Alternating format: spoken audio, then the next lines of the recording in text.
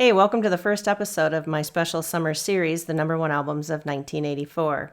40 years ago, 1984 was a spectacular year in music. It was really competitive to get into the charts, though.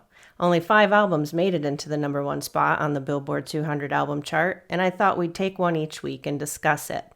Up first, Michael Jackson's Thriller. Thriller was Michael Jackson's 6th solo album, and it was released on November 29, 1982.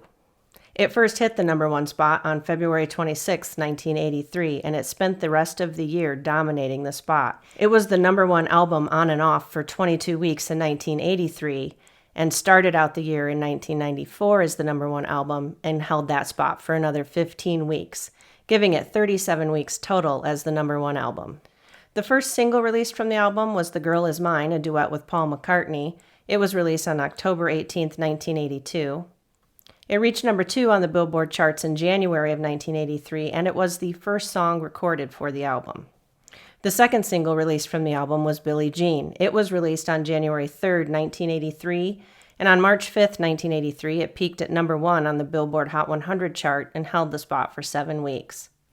While I was looking up the information for the album, I came across a story that said Quincy Jones and Michael Jackson sang through a 6-foot tube to do the overdubbing for Billie Jean. Whether that's true or not, I'm not sure, but it's an interesting little tidbit. The third single from the album was Beat It. It was released on Valentine's Day in 1983, and it peaked at number 1 on the Billboard Hot 100 chart on April 30th, 1983, and held the spot for 3 weeks. As most of you probably know, Eddie Van Halen did the guitar solo for that song. It took a little bit of convincing because when Quincy Jones called him, he didn't believe he was actually Quincy Jones. Once Eddie was on board, he took quite a bit of liberty with the arrangement of the solo and was concerned that Michael Jackson may not like it. Michael, however, appreciated that he cared about the quality of the song. So like I said, we all know that Eddie Van Halen played the guitar solo on Beat It. But did you know that the rhythm guitar part of Beat It was played by Steve Lukather, one of the founding members of the band Toto? The fourth single to be released from the album was Wanna Be Startin' Somethin'. It was released on May 9, 1983, and peaked at number 5 on the Billboard charts in July of 1983.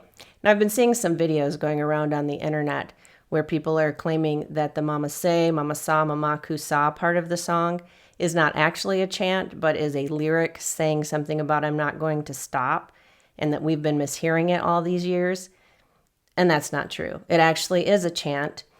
In fact, in 2009, a Cameroonian saxophone player named Manu Dibango sued Michael Jackson for stealing the hook from his 1972 song, Soul Makusa.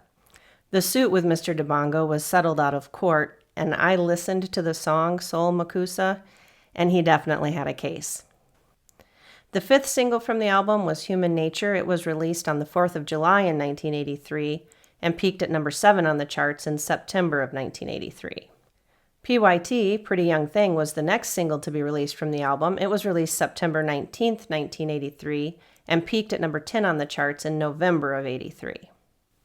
The final single to be released from the album was Thriller. It was released on November 11, 1983, and peaked at number 4 on the Billboard Hot 100 chart on March 3, 1984. Other songs from the album include Baby Be Mine and The Lady in My Life. The album was produced by Quincy Jones under the Epic label, and it was recorded at Westlake Recording Studios in Los Angeles, California. Recording took place from April 82 to November of 1982. This has been our first episode of the number one albums of 1984. Join me next week for album number 2. We're going to cut loose, so bring your dancing shoes.